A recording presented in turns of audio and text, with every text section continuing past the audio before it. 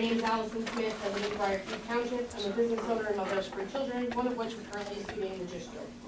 It's the start of a new school year. With that comes all of the paperwork, emergency forms listing who's allowed to have access to our children, health forms with potentially life-threatening allergies, social media releases, all some pretty serious and important stuff.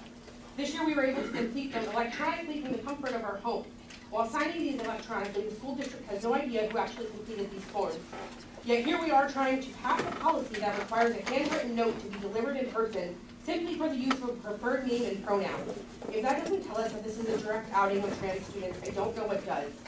Let's be abundantly transparent. Those in favor of passing these anti-LGBTQ+ policies are basing their reasoning to do so solely on religious beliefs. It has been made incredibly obvious.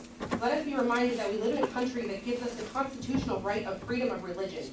Our country was built upon the freedom of religion and the separation of church and state. It is incredibly hypocritical and selfish to think that only Christians should have their traditional values represented in our schools with zero regard for anyone else's values or lifestyle.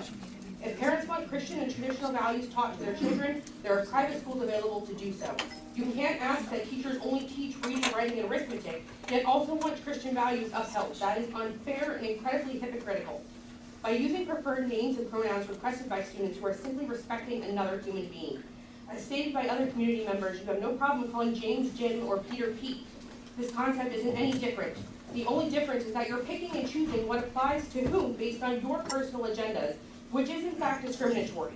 You don't get to pick and choose who freedom belongs to in the United States of America. If your religion believes that there are only 2 genders and anything else is a sin, that's your business. No one is forcing your child to be transgender simply by respecting another child's preferred name. Your religion is not an excuse to disrespect or discriminate against other human beings. If you pass these policies and any of our LGBTQ+ students in this district are harmed, whether by themselves or others, I want you to remember that you facilitated this.